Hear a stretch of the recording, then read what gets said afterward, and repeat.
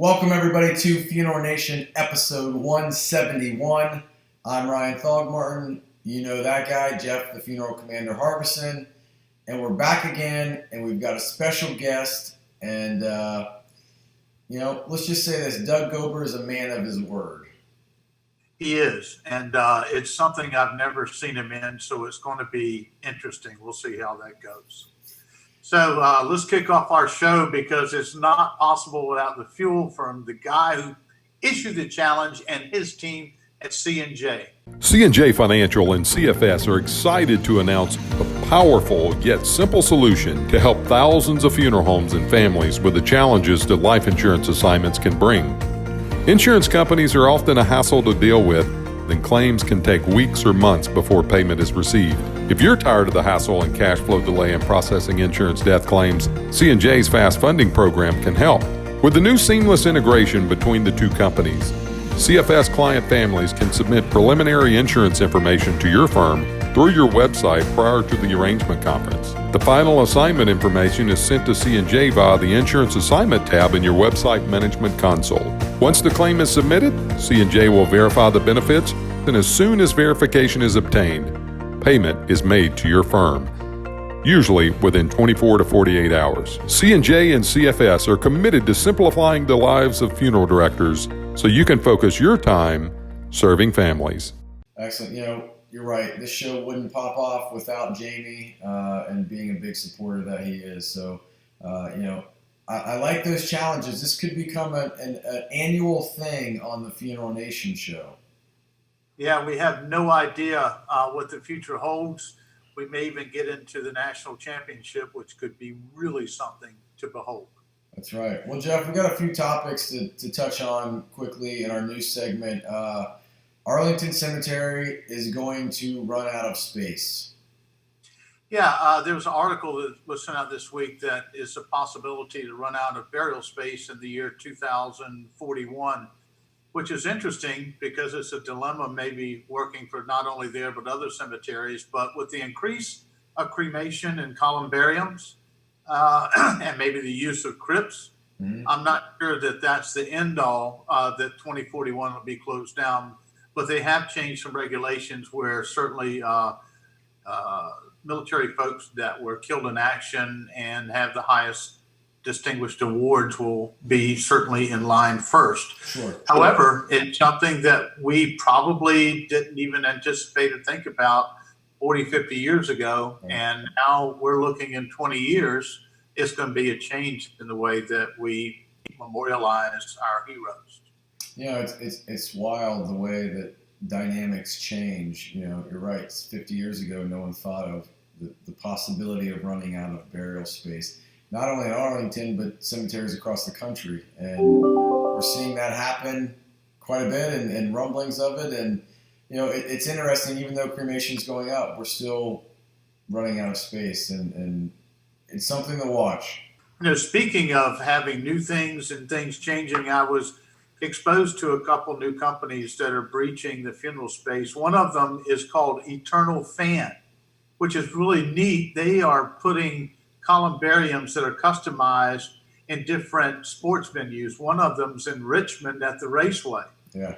So we're probably going to hear more from them soon. So cool. And of course, a new entry we saw at the NFDA is Gather, a funeral home software that I actually watched and have been inside of and had a demonstration, and they really have it going on. So we're excited to hear a little bit more from them soon. And it just seems that things are, the more they remain the same, the more they change because, 5-6 years ago, there was hardly anything in the technology sector. Now we're hearing all about technology. And you and I started this close to 4 years ago coming up. Yeah. That consolidation. Foundation Partners Group seems to be acquiring a new location every week.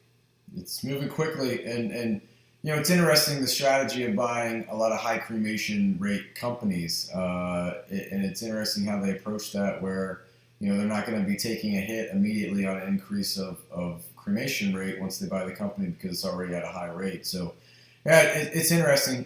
Consolidation has been a topic of probably 3/4 of the episodes of the Funeral Nation show over the last 3.5 years. It's not slowing down. There's more companies entering the marketplace, and we're seeing more private equity money come in than ever before. I just had a conversation with a company this week that was at NFDA, another investment company that wants to buy up some technology companies in the space. It's very appealing to that outside investor as we're seeing increases in the death rate, and we're seeing new technologies be brought into the profession that, map to things that are happening in other professions, yet, are brand new to the funeral space, and we're seeing that money come along with that technology, and it's pretty exciting.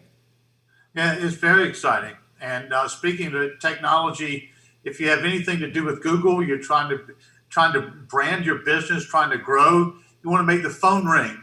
And the king of ring is Mr. Welton Hong from Ring Ring Marketing. Let's run his promo. We're Ring Ring Marketing. We help funeral homes generate at least 10 more at-need calls per month. Our techniques help you dominate local search rankings and become the top choice for services in your area. We also proudly offer a 100% money-back guarantee. For a free copy of our book, visit www.funeralhomeprofits.com. Welton's the man. You and I both know. We spent a lot of time with him this year traveling, and I was on a speaking tour with him. The guy knows his stuff, man. He is sharp as a tack. He is, and he's genuinely a good person, and right. Richard and his team are as good as it gets. All right, Jeff.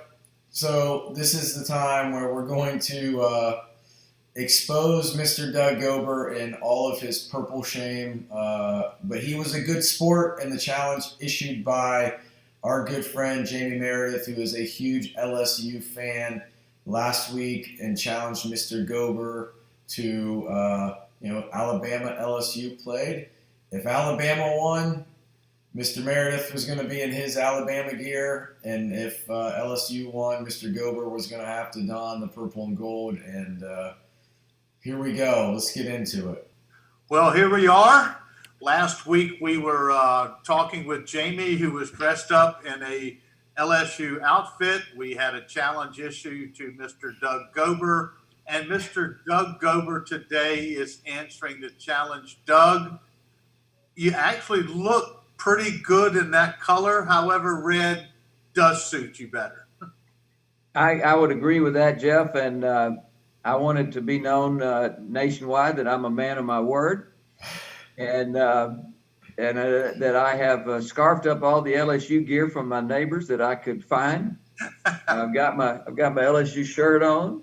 I've got my LSU headband on, and if I get up close to the camera, you can see that that's an LSU headband from their national championship season in 2007, when most of my grandkids weren't born yet. And so they're out there, and also it's not really that cold in New Orleans today, but it's chilly, and I have my LSU gloves on, and so I've got everything that I think would support the fact that I'm holding up my end of the deal. Well, I think that speaks well not only for you as a person, but this is called college football, where it's exciting, right? I mean, what more could you ask for? The picture of you and Jamie last week, we'll have that posted up here in a little bit. But you invited him to tailgate. Tell us a little bit about your time together there. We had a great visit. Jamie's family, of course, they're national celebrities now. He and his kids and their stuff they do on the way to school occasionally. And he had 3 of his 4 kids with him and his wife, and they came to our tailgate. And my son had nothing to do with it other than it was an LSU weekend, made 8 gallons of gumbo. Oh, wow. And it was awesome. And so his kids ate about half of that. And we had a tremendous, I think we somewhere, my son brought all this from the restaurant, and I think our best guess was that we served about 80 bowls of gumbo. Wow. And to about what we're only supposed to be about 20 people at our tailgate. So I don't know where the other 80 came from. Well, that speaks well for James' boys. You know, they probably, like you said, those guys look like they can put down some groceries. Yeah, absolutely. They're the sweetest group of people you'd ever meet. And they live in Gadsden, Alabama now, but grew up as LSU fans. And it was a wonderful day for them. It was a beautiful day. It was a great day for college football. I mean, How big does it get when the president actually shows up? You know, by the way, I don't care who the president was. When the president shows up for a football game, it's a big deal. It's a big deal. And it was a wonderful day, and it was beautiful. And you know, it didn't work out our way, but LSU deserved it. I want to take this off for a minute as it relates to LSU deserving it, because I have to put this on for a moment, because this is a LSU hat that, as you can see, that is signed by the only Heisman Trophy winner that LSU has had, Billy Cannon. So you can't see it on the camera, but across the bill here, it's actually signed by Billy Cannon, the only Heisman Trophy winner that LSU has had. And for 50 years, we didn't have one either after Billy Cannon got one. So it's pretty cool stuff that we have going on between these two schools these days. They're not traditional rivals, other than they've played each other. Both teams have played each other more than any other team on their schedule. So we've played LSU more than we've played Auburn historically through all the years combined.